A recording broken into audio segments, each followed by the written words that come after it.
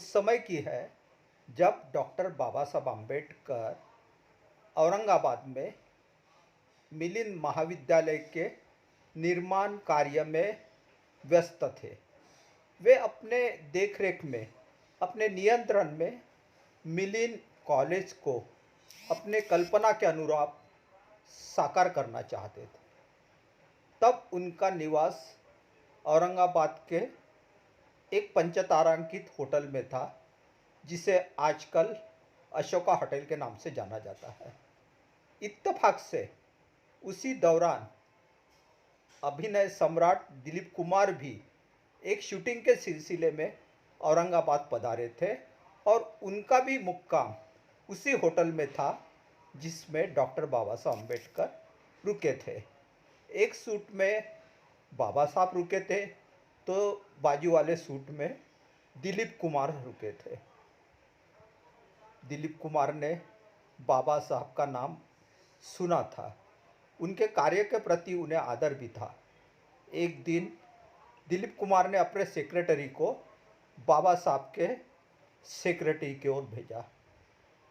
तब बाबा साहब के रिलेटिव बाळू नाना सेक्रेटरी का भी काम किया करते थे।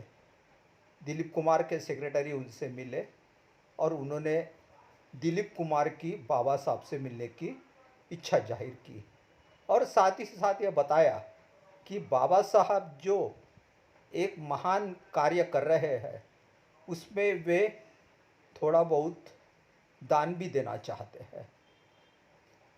इस तरह बाळू नाना ने बाबा साहब से कहा और उनकी मुलाकात तय हो गई। होटल के प्रांगण में ही दो कुर्सियां डालकर वो बैठे थे। लॉन में चाय पानी का भी बंदोबस्त किया गया था।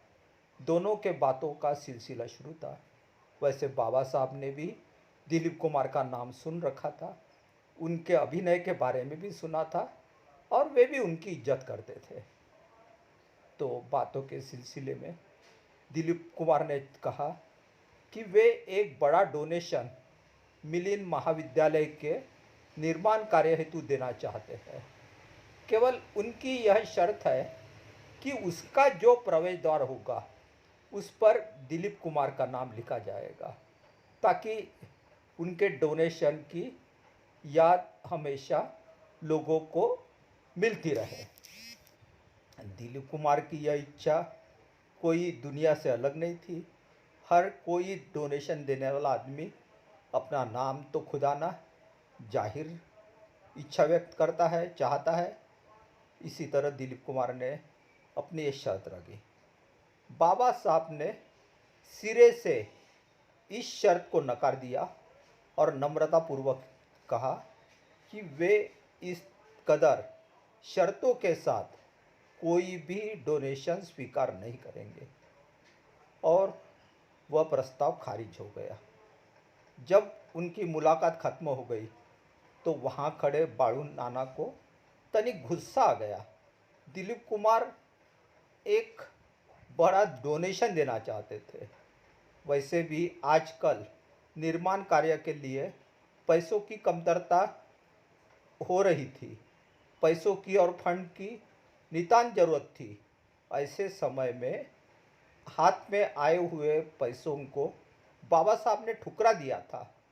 तनिक गुस्से से बाळू नाना ने बाबा साहब से कहा, बाबा साहब, क्या हर्ज थी दिलीप कुमार की शर्त मानने में? वो तो कोई बड़ी अपेक्षा नहीं रख रहे थे, केवल प्रवेश द्वार पर अपना नाम खुदाना चाहते थे। तब बाबा साहब ने उनके मन की बात जानकर मुस्कुराकर कहा, बाळू नाना, मैं मिलिंद कॉलेज का निर्माण कुछ कल्पना को लेकर बना रहा हूँ।